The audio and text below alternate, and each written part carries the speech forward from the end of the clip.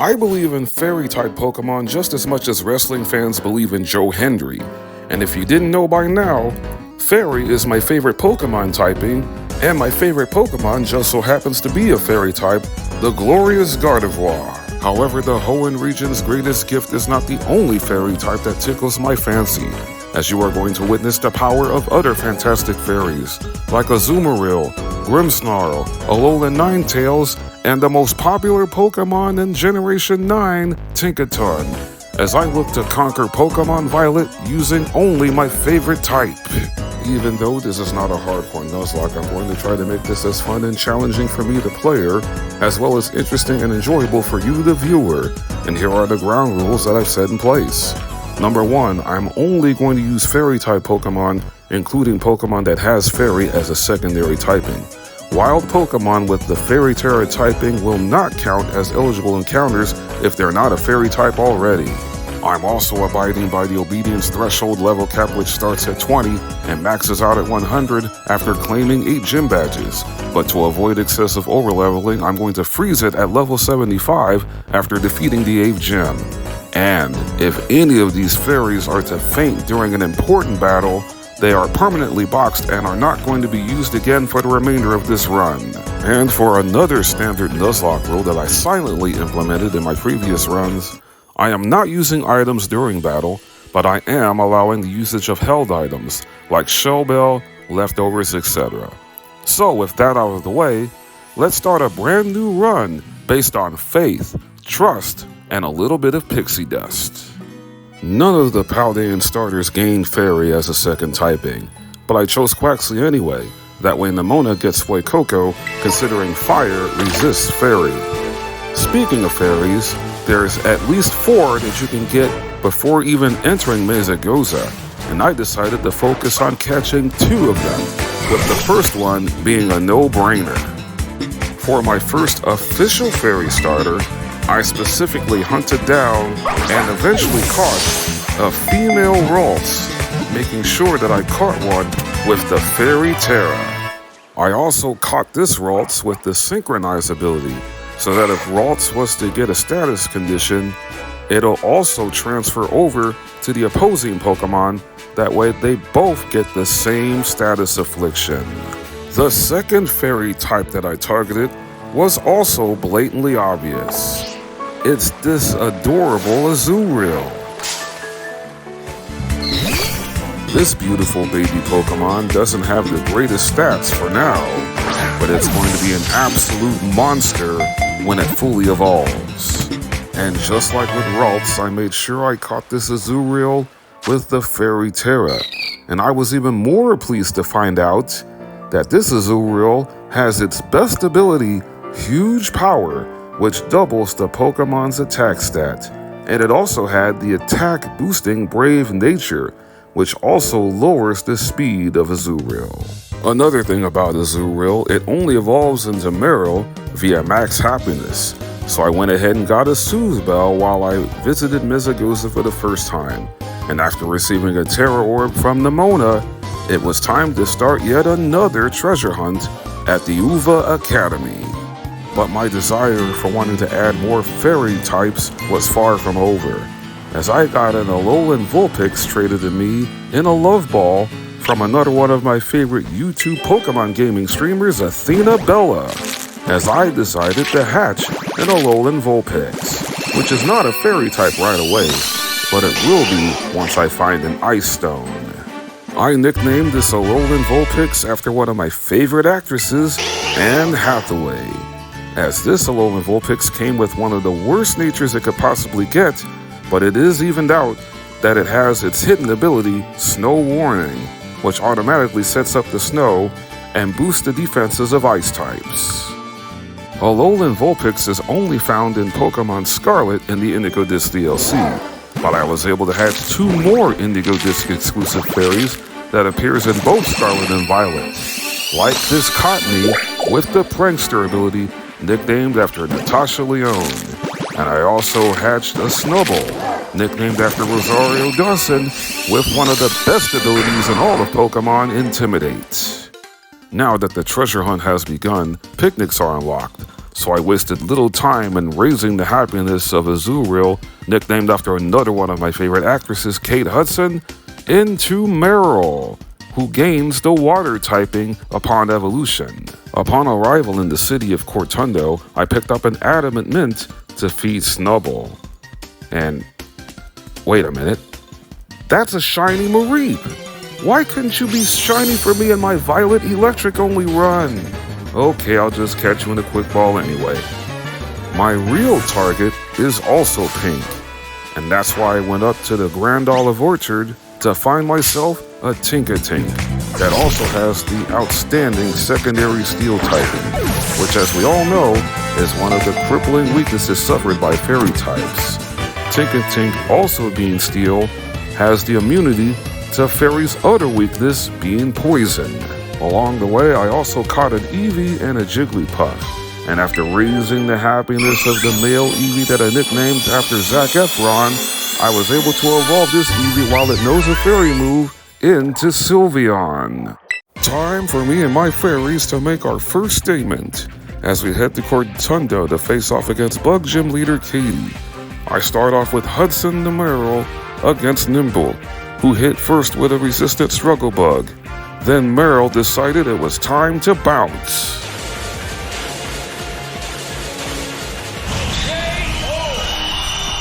That's just the first example of how destructive huge power can be.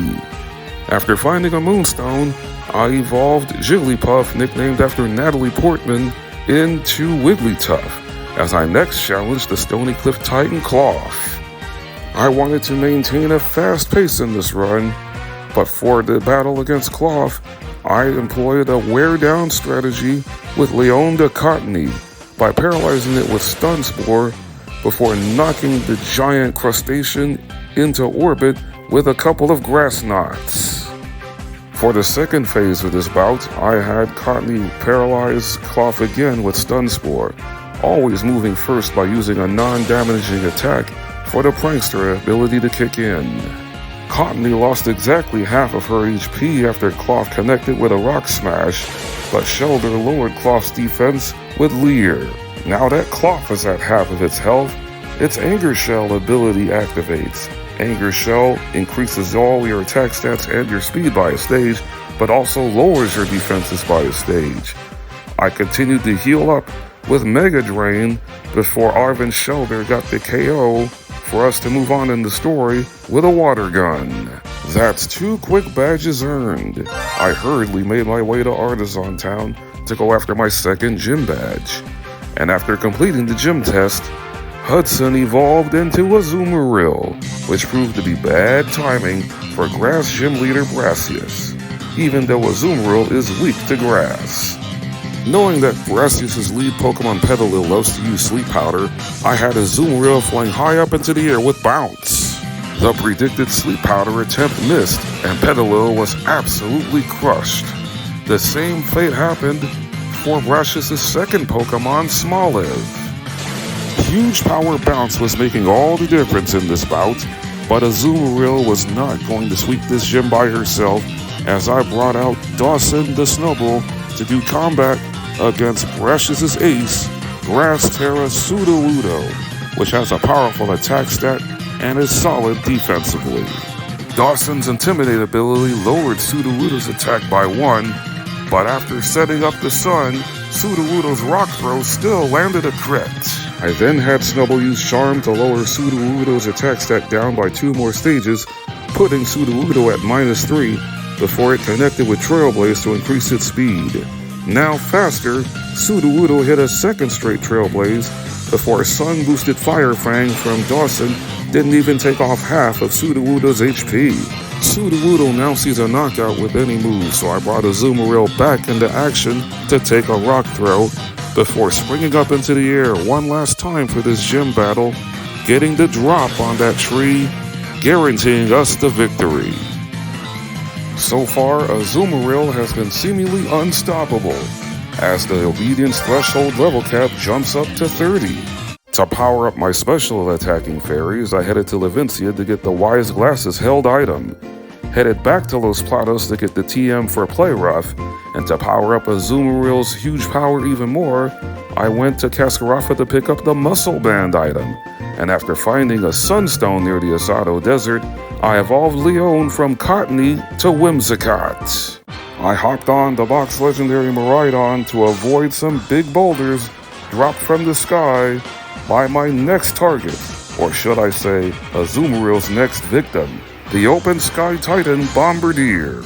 The speed-lowering nature that Azumaril suffers from allows Bombardier to strike first with Pluck, before its feathers got ruffled by a powerful Play Rough. For the second phase, I terrestrialized Azumaril, but Bombardier decided to attack Arven's Knackley first with Rock Throw. Big mistake. That Muscle Band huge power boosted round of rough play was more than too much for this foul creature to handle. Now with 4 badges claimed, I next went to the desert at East Province Area 3 to pick up the TM for Brick Break and headed straight to the Team Star Dark base to go up against Dark Leader Giacomo. Giacomo's first Pokemon is Poniard, also a Steel type, which normally would be a problem for Fairy types, but not Azumaril, who takes neutral damage from Metal Claw before destroying Poniard with a quad-effective Brick Break. Azumaril's attack stat was about to get lowered by a stage the second the second Stormobile entered into action, so I subbed out Azumaril to get its attack stat back to neutral and brought in Bowen the Tinkatink for some added assistance. After its special defense got lowered with Metal Sound, Tinkatink softened up the Starmobile by lowering its defense by a stage with a Rock Smash. Tinkatink did its job splendidly, so I brought Azumaril back into action, terrestrializing Hudson into a powerful Terra Fairy type. After the Starmobile did minimal damage with Swift, this huge power double stab Terra boosted Play Rough straight up one-shots. The dominance of Azumaril continues, but for this fairy-only run to really take off, I'm gonna need some more Pixelate-powered reinforcements. After ousting the Open Sky Titan, not too far from its hibernating place, I found myself a Flabébé and nicknamed it after Reese Witherspoon. Then I hopped on a plane, headed for the land of Kitakami to find even more fantastic fairies in the Hidden Treasure of Area 0 Part 1, the Teal Mask DLC, including a Pokemon that's not even a fairy type. You'll know exactly where I'm headed, considering this Pokemon is my first Kitakami target. While unlocking the Infernal Pass as a flying spot in Kitakami, I found myself a whole swarm of coughing, so I decided to go ahead and catch one. Considering its Galarian evolved form of Weezing just so happens to have Fairy as a secondary typing, I didn't waste a breath and decided to catch a coughing in a quick ball.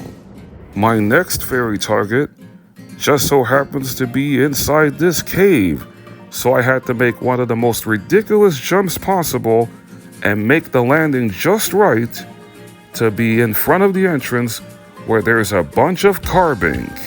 This part rock type has phenomenal stats for both its defenses, which can be very helpful for future battles down the line. Then I went all the way down the cave to the bottom and caught a Cleffa. Then after getting the Earthquake TM and several other useful TMs, I went outside to Wistful Fields to catch a Cutiefly, a part bug type from the Alola region. With the obedience level cap still at 30, I made some timely evolutions, like Tinkatink nicknamed after Julie Bowen into Tinkatuff. Ralts nicknamed after Amanda Seyfried evolves into Kirlia. Cutiefly nicknamed after Sydney Sweeney evolves into Rabombi. Snubbull evolved into Gramble, and Flabébé evolves into Floette. I nicknamed Carbink a standalone Pokemon after Kerry Washington, making Carbink the perfect lead to go up against Iono, the master of electric types, considering her first Pokemon, Wattrel, is a part flying type. Wattrel caused immediate paralysis with Spark on the first turn, before Carbink broke through and knocked Wattrel out of the sky by unleashing Smackdown. I then brought in Dawson, the now fully evolved Gramble, to go up against Bellybolt. As you can now see, Granbull is the only fairy type in Pokemon Scarlet and Violet that is not a legendary that can learn Earthquake by TM, as Bellibolt and Luxio got dropped instantaneously.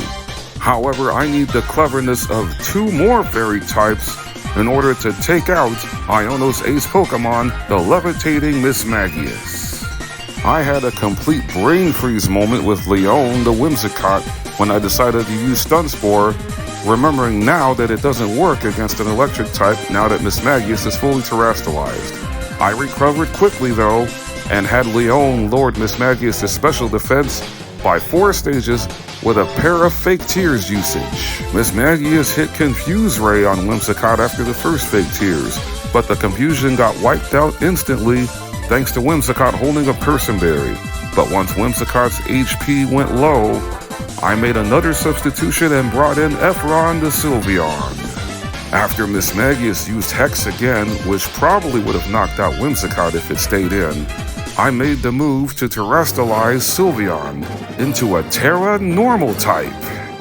After Mismagius used Confuse Ray a second time, Sylveon broke through and blasted my favorite ghost type into the stratosphere with a critical hit normal Terra boosted Hyper Beam.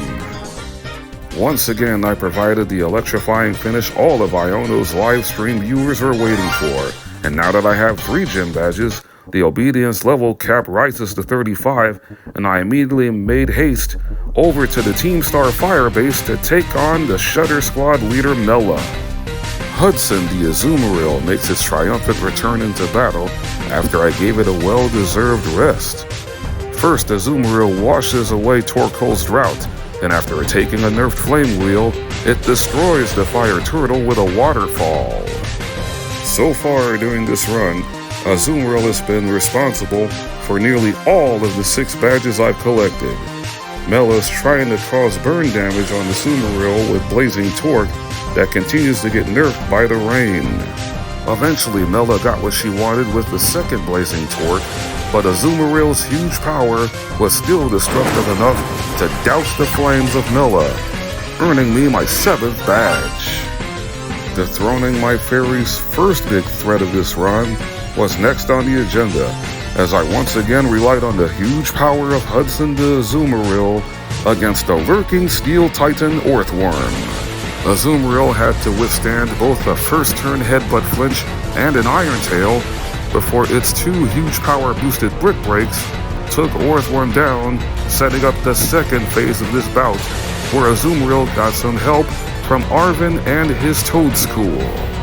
Azumarill proved to me just how tough she is, taking Sandstorm damage from Earthworm, along with a second Iron Tail, and a Headbutt, which thankfully didn't flinch this time. And with Arven lowering the defense of Earthworm with Screech, Azumarill was able to Brick Break its way to victory. 3 Titans have now been compromised, and now I was headed over to Kaskarafa Town to go up against Kofu, the gym leader of water types, where once again I begun with Azumarill, going up against Kofu's lead Veluza, who was fishing for critical hits with Slash. But Azumarill was able to build up its speed, defeating Veluza with one of Brash's tricks, Trailblaze. With Azumarill's speed now at +2, Wugtrio is still faster and was able to connect with a Headbutt, which also did not flinch, before getting one-shot by Azumarill's Trailblaze. I kept Hudson in to see how much damage Trailblaze can do to Kofu's ace Pokemon, Water Terra Crabominable. Trailblaze didn't even take off half, and with a slam taking the Azumarill down to the red, I had to make a change.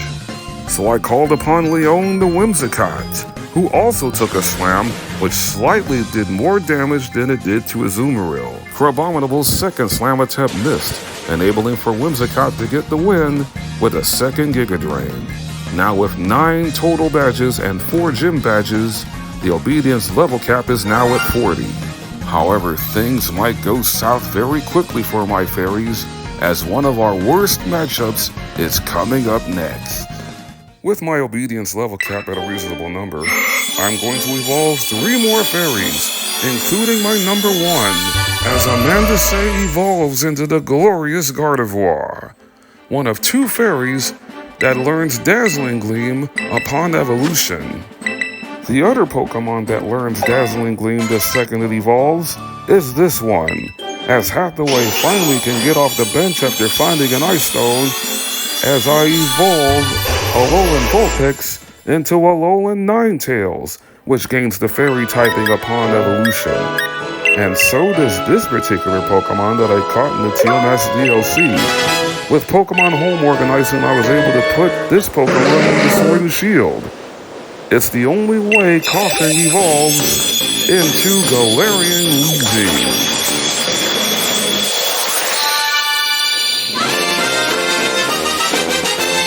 Adding some poison coverage is a huge deal. And speaking of poison, my next destination is Tag Tree Thicket and the Team Star Poison Base. I was in desperate need of fighting a Pokemon that I thought was best equipped to conquer that base. And I just may have found the keys to victory. My obedience level cap is currently at 40, but just outside of Montenevera, I was able to find this Klefki at level 38. After using this Ultra Ball to capture Klefki, I nicknamed it after Jessica Chastain, giving me my second fairy type that's also a part steel type. Now at Tag Tree Thicket, I found myself 2 more fairies, the Ghost type Mimikyu, which I nicknamed after Jennifer Tilly, and this Dark type Impidimp, another Pokemon with a prankster ability, which I nicknamed after George Lopez. This is one of the 2 major danger matchups in my Pokemon Violet Fairy-only run that worried me the most, considering Team Star Poison leader Atticus is the bane of all Fairy types' existence. However, Chastain the Klefki is the one Fairy type that I know that can carry me through this fight. As you all know by now, the first Pokemon Atticus brings out is Skuntank, with the moves Toxic, Venoshock, and Sucker Punch. And since Klefki, a Pokemon that debuted in the Kalos region, which also introduced the Fairy typing, is a part Steel type, Atticus will always call for Sucker Punch, considering Steel types are immune to poison. And to make matters worse for Atticus, Sucker Punch is a Dark type move that only has 5 power points, which made it that much easier for me to have Klefki set up 6 Calm Minds to further increase both its special attack and special defense statistics. On the 7th turn, I had Klefki use Reflect, which will last 8 turns due to holding a Light Clay item. From that point on, Skuntank was done for after taking a +6 Flash Cannon to the cranium. The other secret weapon for this fight, I taught Klefki the psychic move Stored Power, a base 20 special attack, but the more the user stats are boosted, the greater the move's power. Due to the special attack and special defense stats of Chastain being raised, Klefki absolutely erased Revavroom, Muck, and this Navi Starmobile with Stored Power at a base power of 280. The numbers certainly don't add up for Atticus, as Klefki had this victory on lock, awarding me my 10th badge. With one of the tougher battles for my fantastic fairies behind us, we now aim to go after our 5th gym badge as we travel to Medali Town to face off against normal type gym leader Larry. After wiping out Komala, Azumaril's second Brick Break was not able to take out the Dunsparce in one hit. The Dunsparce then paralyzed Azumarill with Glare, then got off a powerful Hyper Drill before going down to Azumarill's second Brick Break. But with Azumarill now suffering from paralysis, I knew I had to bring Tilly the Mimikyu out for the first time in this run to go up against Larry's ace, Normal Terra Staraptor. The Sinnoh Regional Bird can only hit Mimikyu with Aerial Ace. Staraptor's first Aerial Ace broke Mimikyu's disguise. Then I had Tilly burn Staraptor to cut its attack power in half with Will-O-Wisp. Staraptor lowered Mimikyu's attack stat once it entered, with the Intimidate ability. That's why I had Mimikyu bulk up, before Staraptor's next aerial ace landed a critical hit. After bulking up a second time, I had Mimikyu go on the aggressive with Drain Punch to gain valuable HP back. The only other move Staraptor has is the normal move Facade, which can't hit ghost types. The combination of the burn from Will-O-Wisp and the second Drain Punch from Mimikyu finally put an end to this gym battle, giving me 11 badges, and the obedience level cap is now at 45. Shortly after the gym victory, Bowen reached level 38, evolving to Tinkaton. And upon evolution, Tinkaton learns the base 160 power steel type move, Gigaton Hammer, an attack so devastating it cannot be used 2 consecutive times. 2 more evolutions also occurred, as Lopez evolved into Grimmsnarl, and Cleffa, which I nicknamed after Zoe Saldana, evolves to Clefairy. And going back to Grimmsnarl, its dark typing is going to play a major role in this gym double battle against Ghostmaster Rhyme, the MIC of RIP, in the Montenevera town. Terastallizing Grimmsnarl immediately on turn 1, it struck quickly and rapidly, eliminating Banette before it got a chance to do anything. I had Tilly, my own Mimikyu, burn Rhyme's Mimikyu with Will-O-Wisp, even though it didn't break Mimikyu's disguise. But the damage was already done, considering now, by terastallizing on the first turn, both Grimmsnarl and Mimikyu get Omni boosts for all 5 of their stats. Grimmsnarl struck again with a priority +1 Sucker Punch to get rid of Houndstone, while my Mimikyu finally broke Rhyme's Mimikyu's disguise with a Shadow Claw. In just 2 quick turns, Rhyme is now down to only her ace Pokemon, Ghost Terra Toxtricity. And as a result of knocking out Rhyme's first 3 Pokemon on the first 2 turns, Grimmsnarl and Mimikyu are now at a +2 in both their attack stats. And since Toxtricity only has attacking moves, it made for a safe call for Grimmsnarl to deliver a priority +2 Sucker Punch for a very easy gym victory, which was officially bestowed upon me courtesy of my own Mimikyu, destroying Rhyme's Mimikyu with a +2 Shadow Claw. We've now hit the big 5-0 in my obedience level cap, but before challenging for my 7th gym badge, I headed straight for Asado Desert, taking aim at trying to conquer the quaking Earth Titan Iron Treads.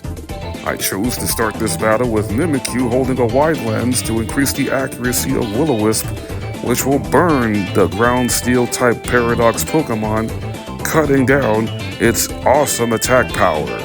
I then turned it over to Azumarill, set up the rain, then pulverize Iron Treads with a powerful liquidation attack. The second verse was pretty much the same as the first, except this time Arven helped out with his Scovillain. Will-O-Wisp found its mark again, and with the constant burn, it will continue to chip away at the HP of the futuristic Donphan. After bringing Hudson the Azumarill back into the fray, Scovillain lowered the speed of Iron Treads with Scary Face. The Treads tried to pick it back up with Rapid Spin, but it was too little too late, as another liquidation from Azumarill sealed the victory. I'm now up to 13 badges after shrinking the 4th Titan down to size, and this next matchup versus Psychic Gym Leader Tulip gives me a distinct advantage simply because of Grimmsnarl and Mimikyu. Tulip's lead Pokemon is Farigiraf, who has an attack set that really can't do anything to Grimmsnarl. Farigiraf also has Reflect, so I can't rely on using Sucker Punch against it. However, 2 false surrender attacks was more than enough to take Farigiraf out. This wicked Gigaton Hammer from Bowen the Tinkaton grounded Tulip's Gardevoir into dust. With 1 Fairy type on Tulip's team out of the picture, I brought Grimmsnarl back in to one-shot Espathra with a priority Sucker Punch, which is completely safe considering Espathra has a full attack set just like Rhyme's Toxtricity. Tulip's other fairy type on her team is her ace, Psychic Terra Florges. So just like my Scarlet Ghost only run, I left Florges up to Tilly the Mimikyu. The first Shadow Claw from the Alolan region powerhouse took Florges deep into the red, before Mimikyu polished off this bout in style with a juicy critical hit priority Shadow Sneak. Even Tulip acknowledged that my fairy's strength has a magic to it that cannot be washed away. My obedience level cap is at 55. In order to raise it permanently to 75 as per my Monotype Run for Fun rules, I have to take down Ice Leader Grusha outside the frigid climate on the Glaciado Gym Battle Court. For this gym battle, I relied on the tag team of Bowen the Tinkaton and Hudson the Azumarill, who made quick work of Grusha's first two Pokemon, Frostmoth and Beartic respectively. I brought Tinkaton back out, fully intent on hitting another Stone Edge on the bulky Titan. The first Stone Edge attempt missed, considering it's only 80% accurate. The second Stone Edge connected, however, and so did the signature Gigaton Hammer. For the final showdown of this bout, I brought back out Hudson the Azumarill, who was mostly responsible for 4 of my first 5 gym battle victories, not to mention several other victories in the Path of Legends and Starfall Street storylines. Grusha's ace Ice Terra Altaria actually got the first blow-in with Ice Beam, but Azumarill resisted. After taking the hit, Azumarill exploded with this huge power-boosted superpower for the one-hit KO, securing me my 8th and final gym badge of this Pokemon Violet Fairy-only run. The Obedience Special level cap is now at 75 as per my Monotype Run for Fun rules, and I've officially qualified for the Pokemon League. With 3 badges left, I went back to Medali to catch 2 more fairies. This Gen 9 puppy named Fido, which I nicknamed Adam Sandler, and the electric type from the Kalos region Dedenne, which I nicknamed after Christina Ricci. I then headed over to the Team Star Rukba Squad base, where I was standing face to face against the man who thinks he's the master of fairy types, and Rukba Squad leader Ortega. I begun this bout with Galarian Wheezy, who later on gave the nickname after one of my favorite actresses, Scarlett Johansson, with a flurry of 5 sludge bombs to take down all 3 of Ortega's Pokemon, Azumarill, Wigglytuff, and Dachsbun, the latter of which suffered a critical hit. But when the Rukba Starmobile entered the action, it took Galarian Weezing deep into the orange with a powerful Steel Roller, which actually removed the Misty Surge terrain. I immediately subbed in Weezing and brought in Bowen the Tinkaton to deal with this soon-to-be hunk of junk. I terrestrialized Tinkaton into a pure Steel type, and in just a few seconds later, it was hammer time. Now that Ortega's pride and joy got an unexpected remodeling job, I have now successfully raided 4 Team Star bases, forcing them all to disband. I stayed near the base to do some training to evolve Sandler into Dachsbun, Witherspoon with a shiny stone found in Alfrenada Town to Florges, and with a Moonstone, Saldana evolved into the Gen 1 Fairy Stud, Clefable. Throughout this entire run, you have not been able to see what my favorite Pokemon can do. Now you are all getting an education as to why I love Gardevoir so much, as a flurry of Thunderbolts boosted by the Wise Glasses held item zapped the false Dragon Titan Dondozo back down into the abyss of Casseroya Lake. Then against the actual Dragon Titan, the Dragon Water Sushi monster Tatsugiri, I terrestrialized Gardevoir into a Terra Fairy type. Then Tatsugiri ended up seeing stars fly over its head after suffering back-to-back double-stab terrestrialized Moonblasts. That's all 5 Titans down and out, and now it was time to wipe the Cap Squad off the map as I went over to East Province Area 2, survived the Bamboo Forest, and went up against Team Star's fighting leader Airy. I slapped a Choice Scarf on Gardevoir, who proceeded to wipe out Toxicroak Annihilate, and Basilian with Psychic. But since Gardevoir is locked into that move, I subbed out Amanda Say and brought in Hudson the Azumarill to deal with Lucario. After taking the resistant Aura Spear from Aries' only special attacker on her team, Azumarill then hit one of my other channel mascots with a heavy dose of superpower to take Lucario out. All that's left for Aerie is the Cap Squad Starmobile, who loves to set up its attack and speed with Shift Gear, which it attempts to do on turn 1, before getting smacked around by Azumarill's first huge power boosted Play Rough. After setting up Shift Gear again, I decided to terrestrialize the Azumarill for extra power, considering the Stamina ability was triggered, which boosts the Starmobile's defense. But thanks to the terrestrialization, this Play Rough was more than enough to get the win, and now my fairies and I have taken possession of all 18 badges. Still, there was one more fairy I felt the need to catch. So it was back to the land of Kitakami, where I visited Timeless Woods to find myself another one of my favorites from Generation 8, the Psychic Fairy dual-typing Trick Room Maestro Hatterini. After capturing Hatterini in a luxury ball and nicknaming it after actress Paris Hilton, I headed back to Paldea to get the Trick Room TM. And now preparations for the endgame can now officially begin. For the final stretch run, I leveled up every single fairy type I caught or hatched to 65 in preparation for completing all 3 major stories, and I elected to finish the Path of Legend story first. This battle with Arven got off to a great start when Dawson the Granbull scored the first KO with close combat on Arven's lead Pokemon Greedent.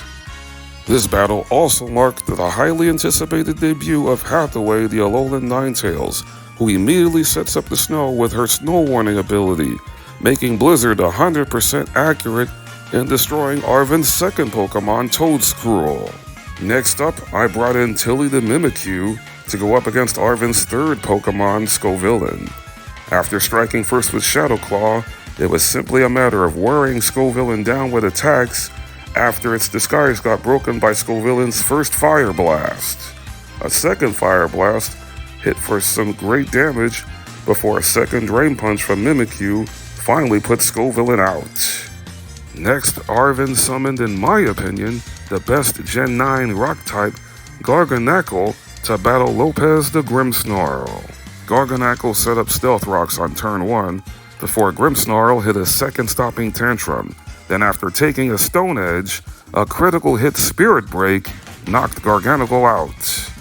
Even though I had Hudson the Azumarill, the most dominant fairy in this run, in the rotation, I elected to have Amanda Say the Gardevoir close things out against Arven's last 2 Pokemon, with the first one being Cloyster, who immediately got zapped out of existence with a Thunderbolt. Then for Arven's final Pokemon, Dark Terra Mabosstiff, I charged up that Terra Orb and terrestrialized Gardevoir into a Terra Fairy type. Mabosstiff hit a terrestrialized Crunch which still almost took off half of Gardevoir's HP despite being resistant, before taking the terrestrialized Moonblast to the face, finishing off the fight and the Path of Legend storyline.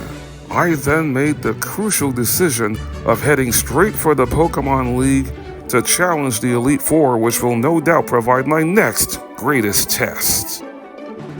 Taking that long walk to the Pokemon League entrance, my fantastic fairies and I are about to get into some serious business, dealing with dangerous Pokemon that we'll be facing in this gauntlet, like Rika's Donphan, Hassel's Haxorus and Dragalge, top champion Gida's King Gambit, and of course, Poppy's entire team. So I'm going into this building with an all-hands-on-deck mentality for my fairies, who I feel are ready to take on this challenge, with the first Elite Four member being Rika and her ground types.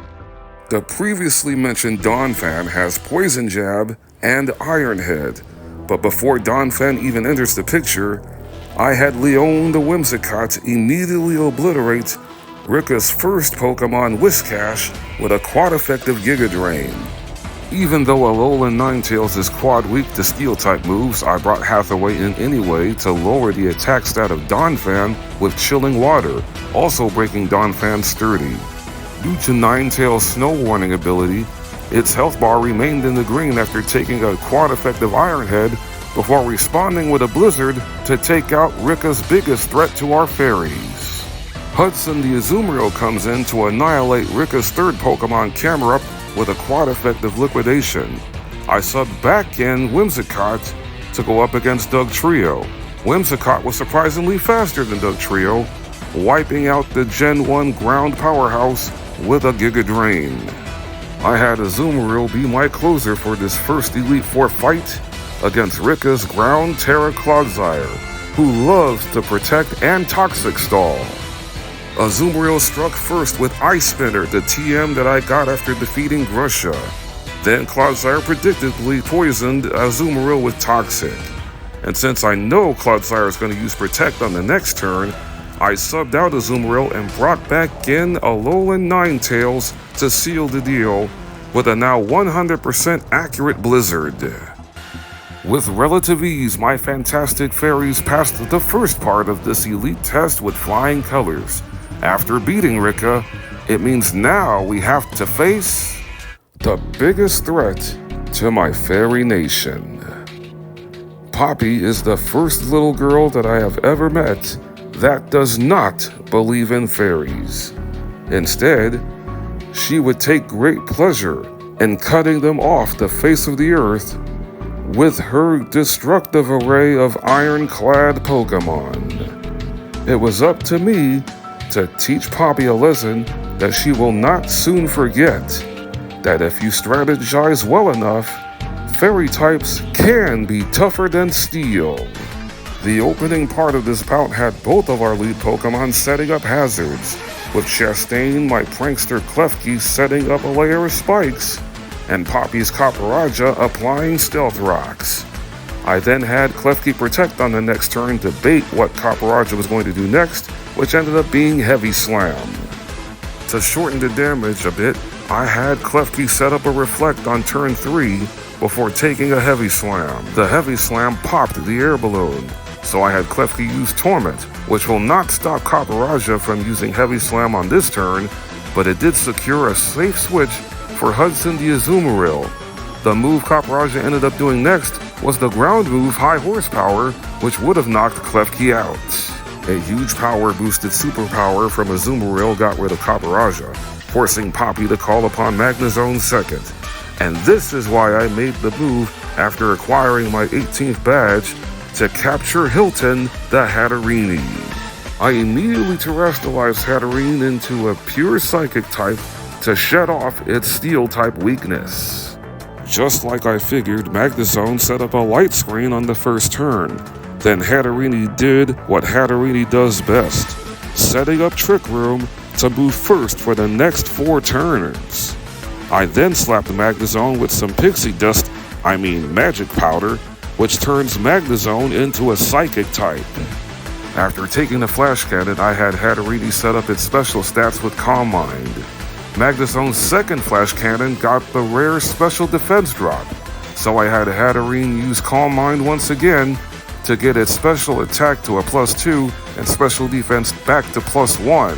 Magnezone then used Discharge for more damage before being struck by a now super effective Dark Pulse due to the Magic Powder. Magnezone's light screen wore off and the twisted dimensions of Hatterene's Trick Room returned to normal, allowing for Magnezone to hit 2 straight Tri-Attacks before Hatterene scored the KO with a second Dark Pulse. A job well done by Hatterene, allowing for me to bring in Amanda Say the Gardevoir next to do combat against Poppy's bulkiest Pokemon, the Flying Corviknight. Putting Gardevoir in was completely safe considering I had Gardevoir hold a Focus Sash. After taking an Iron Head, Gardevoir eliminated Corviknight from the equation with a second Thunderbolt. I then reverted back to my Will-O-Wisp strategy from when I took down the quaking Earth Titan Iron Treads as I brought Mimikyu out to deal with Bronzong. Poppy wisely had Bronzong use Rock Blast to not only break Mimikyu's disguise with the first hit, but gaining 3 extra hits including a crit. However, Tilly the Mimikyu was able to win this battle of attrition with 2 Shadow Claws, the second one scoring the KO after taking a solid Iron Head from the now defeated Bronzong. Now, I had Poppy exactly where I wanted her to be, down to her final Pokemon, her precious ace, Steel Terra Tinkaton. I also had Tinkaton in my party, but I felt it was best to have Hudson the Azumarill conclude matters, holding a choice scarf to ensure Azumarill would move first. One final dose of superpower scored an improbable clean sweep of Poppy's Steel-type team. A titanic load was lifted off my fantastic fairy's shoulders, leaving a lasting impression on Poppy, handing her a rare defeat. But the job is not finished. Up third for the Elite Four is a familiar foe in Larry, who now has learned how to fly, but his lead Pokemon Tropheus instantaneously got dropped by this quad-effective Ice Punch from Lopez the Grimmsnarl. Since Altaria has the fairy move Moonblast, Larry called upon the part Dragon type second, so I countered with Hathaway the Alolan Ninetales, immediately eradicating Altaria with a quad-effective Blizzard. For the first time in this entire run, I brought in Riichi the Dedenne to soak up the Intimidate from Larry's third Pokemon Staraptor, and 2 parabolic charges later, Dedenne scores her first victory. However, Larry's 4th Pokemon proved to be the most annoying of the bunch in Pom-Pom style Oricorio. After striking Oricorio with Power Gem, I had Washington the Carbink set up Stealth Rocks so that Larry's ace Pokemon Flamigo took chip damage the moment it entered into the battle. But Oricorio's Teeter Dance was starting to become a problem.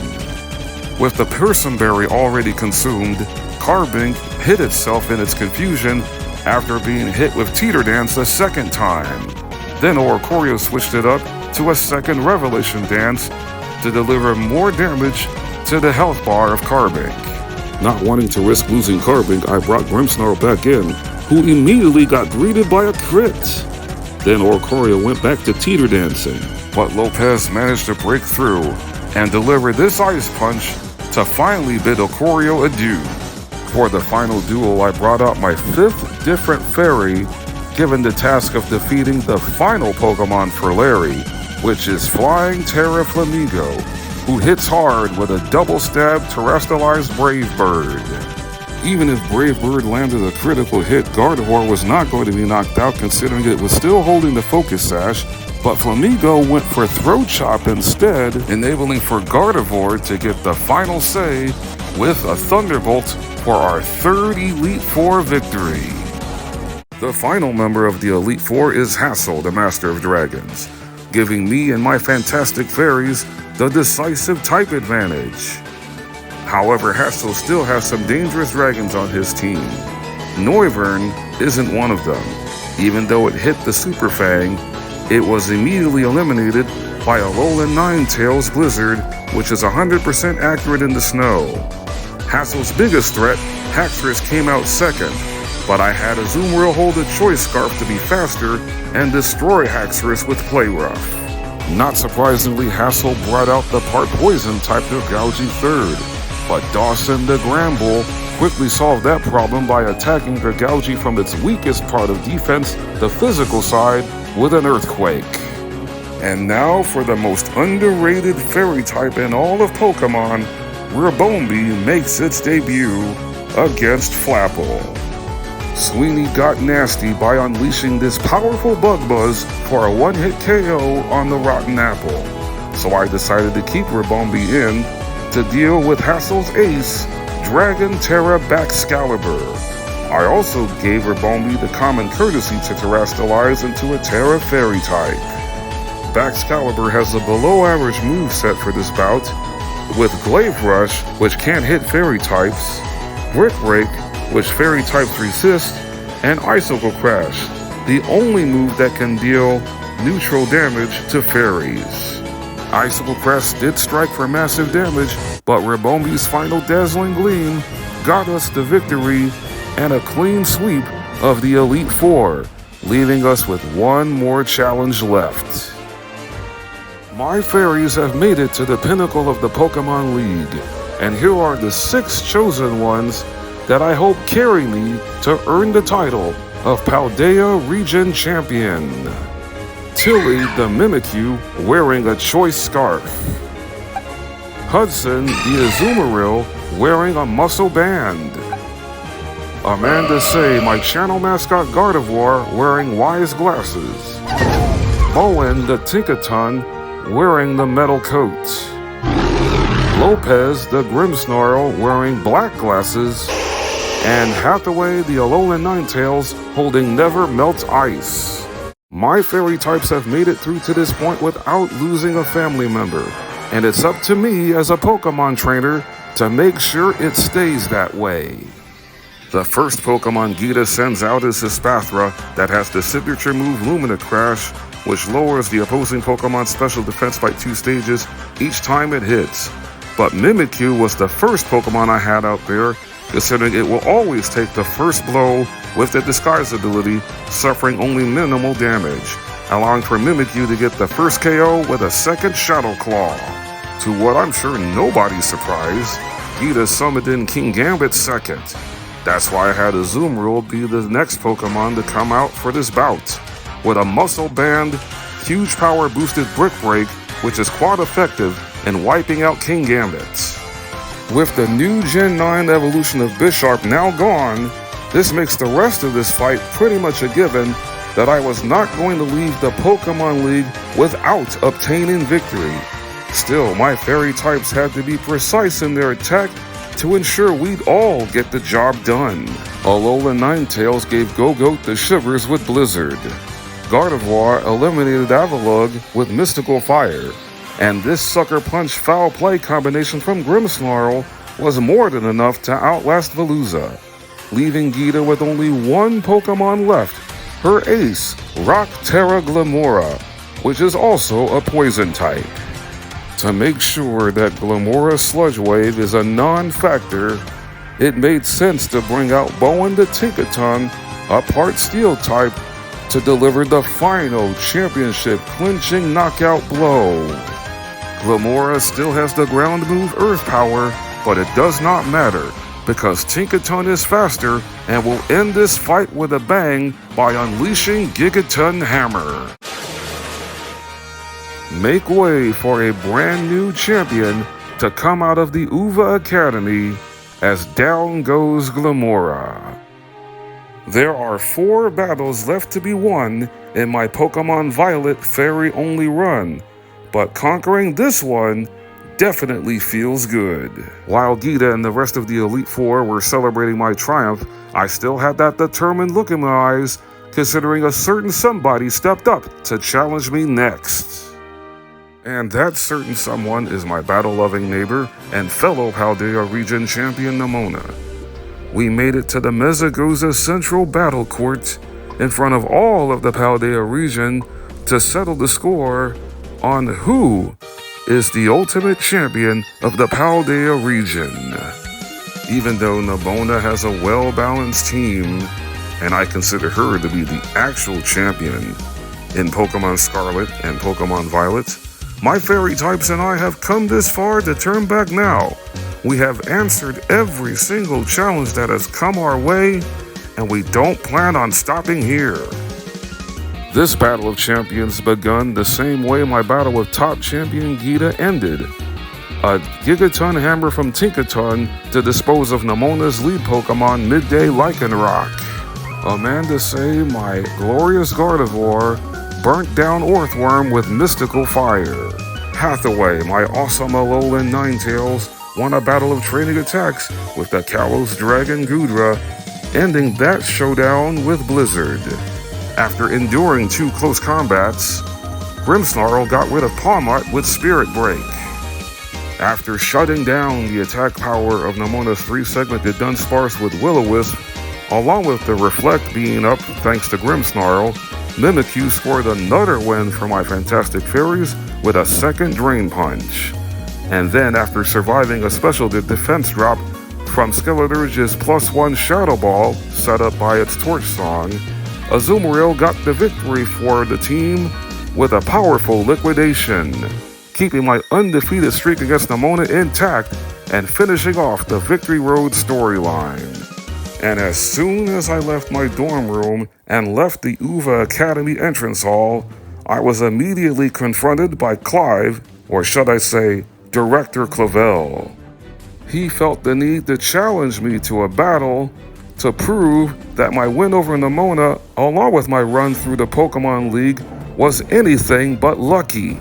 My amazing assortment of fairies was out to prove Clavel wrong, starting with Sydney the Rabombi, who took out his lead Pokemon Oranguru with back-to-back Pollen Puffs. Second, I brought in Dawson the Granbull to dispose of Houndoom with 2 Earthquakes after taking a Sludge Bomb that also caused poison status. I brought back Portman the Wigglytuff for the first time in a while to take out Abomasnow with a quad-effective flamethrower that was boosted by the sun. Another quad-effective hit from Amanda Say the reliable Gardevoir's Thunderbolt zapped Gyarados out of the match.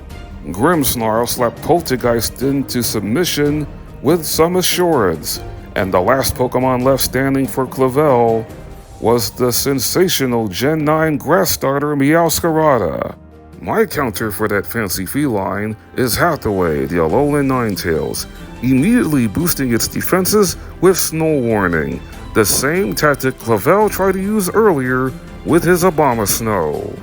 This double-stab Terra-boosted Flower Trick is a guaranteed critical hit, but it didn't come close to taking off half of Ninetales' health before Meowscarada got sent back into its Pokeball, a defeated kitten with a 100% accurate Blizzard.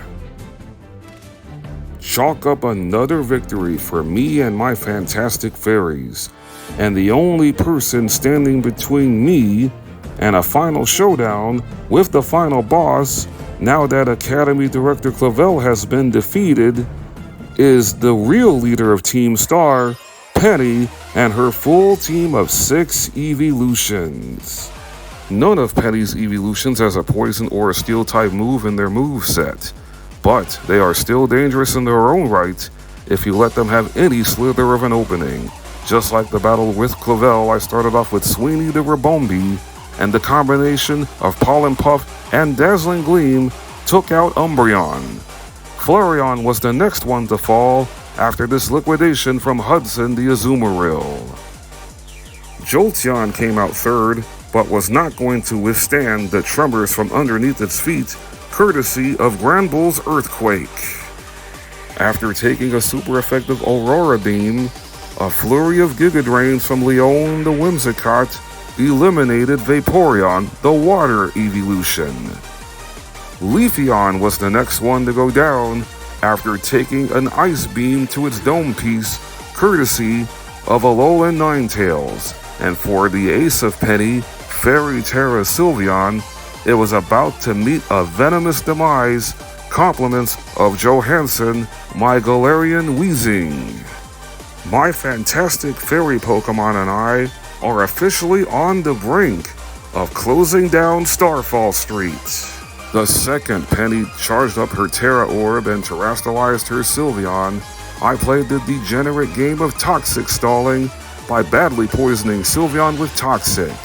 And after softening its defense by 2 stages with Weezing's Acid Spray, Sylveon's grim fate was sealed with this double-stab terrestrialized Sludge Bomb.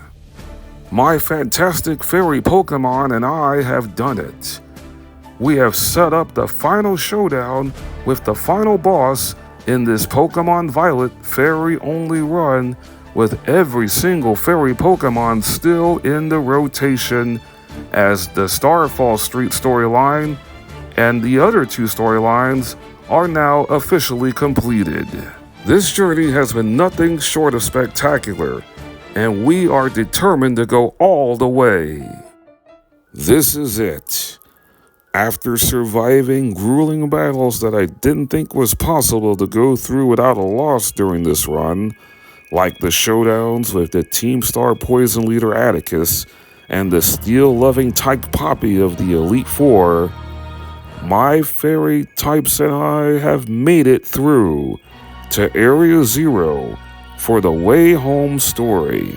Professor AI Toro has 4 of his 6 future Paradox Pokemon that has a poison or a steel type attack in their move pool, including his ace Pokemon Iron Valiant, the most decorated, dangerous, and destructive fairy type in all of Generation 9. My strategic mind was put to the ultimate test for the final time as I aim to accomplish my seemingly impossible goal of a deathless Pokemon Violet fairy-only run. My first objective in this final fight was to get rid of AI Toro's lead Paradox Pokemon Iron Moth as fast as possible. My best bet in doing exactly that was leading with Dawson, my Grand Bull, holding an Assault Vest to potentially take this Sludge Wave better and avoid getting KO'd on the first turn as long as Sludge Wave did not land a critical hit. The first threat was averted and conquered the moment Gramble struck with a quad-effective Earthquake to eliminate Iron Moth for the first KO of this bout. I then called upon Leon the Whimsicott to wear down Toro's next threat, being Iron Hands with the super effective steel move Iron Head. After getting flinched by the first turn fake out, Whimsicott was able to lower the phenomenal attack stat of Iron Hands, the futuristic Hariyama, all the way down to a -6 with Charm on the next 3 turns, always moving first due to Whimsicott having the Prankster ability, which allows for non-damaging moves to always move first on every single turn. From there, it was just a matter of Whimsicott using Giga Drain for as many times as it took to no longer deal with Iron Hands. Whimsicott did her job brilliantly, so I brought in Tilly the Mimikyu to square off against Toro's predicted 3rd Paradox Pokemon with a Poison or Steel type move to try and turn the battle around in his favor, Iron Jugulis. After its disguise got busted with Flamethrower, Mimikyu struck with this massive play rough that took Iron Jugulis deep into the red. Jugulis then connected with the super effective Flash Cannon before Mimikyu was able to score the 3rd KO for my fairies with a Drain Punch. With Mimikyu still in good health, I made yet another substitution and brought in my most valuable fairy throughout this entire run, Hudson the Huge Power Azumarill, to do combat against Toro's 4th Paradox Pokemon, Iron Thorns, who struck first with a massive Thunder Punch. But as Azumarill has done many times before, it responds emphatically. Iron Thorns got destroyed as a Mystic Water Huge Power boosted liquidation led to devastation. I next turn the spotlight over to my favorite Pokemon of all time, Amanda Say the reliable Gardevoir, to go up against Iron Bundle. After shaking off Freeze Dry, one resounding Thunderbolt provided plenty of watts to finish off that Delibird wannabe. Now, as the Fighting Fairy Delayed Gardevoir Futuristic Fusion Iron Valiant is the last Paradox Pokemon left standing for Professor AI Toro, the second the Valiant gets its attack heightened by a booster energy to activate its Quark Drive, I was hard-pressed with a frightening case of deja vu. And since Shiny Gardevoir's Terra is Fairy and not Psychic, I knew Iron Valiant was going to strike Gardevoir down with a super effective Poison Jab. The question was, how super effective can it be?